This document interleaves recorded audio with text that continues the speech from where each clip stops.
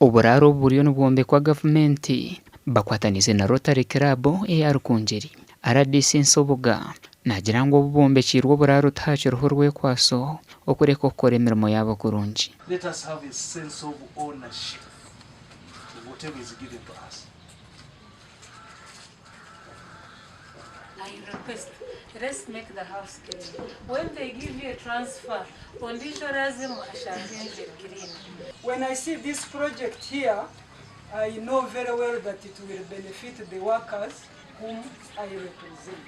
Abebembezi babuyanja health center ya Kashatu bagira ngo abashawahirwa rero batwire bakorera mu mbere gumire okumara obwire buringwa kandi basimire government na Rotary Club okubaho umugando ubwo.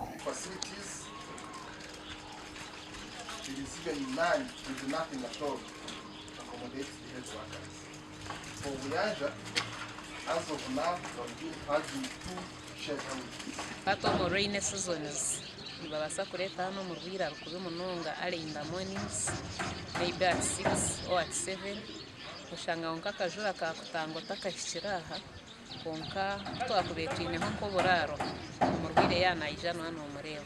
Uburaro bunubuza kumaraho miliyoni eziri kurenga 200. Umuganda makuru aba Lions Speciality Club of Shema batireho kuragurira kwa bushaha bagurisa n'abakikuru bari kurenga mu 300 bacebirwe kandi baragurwa habwabusha. Obuherezo bubira harikabo health center ya Kana omuri Shema aha mukorogu abakozire bashabirwa ubutosho kuzomarwariro kucebeza amagara gabo okumanya kugemerire zimwe mwabyenderwa byitu no kuyamba cyumwari yecho harimo diabetes kandi specialty yitu nekwata aha abantu abakuzire rero muranga abantu bona namunonga abantu bitu hari abaryo mbyaro bine za shukari bine za pressure bine za cancer bangire kwija mu marwaro gitu ga Gavumenti.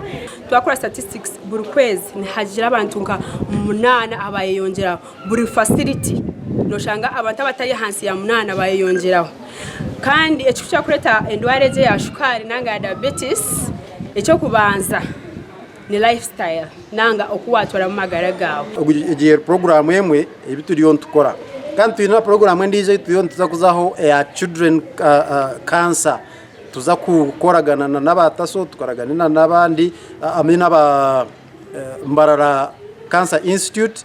Gasha kwa Dane basibye na Mike Twachire.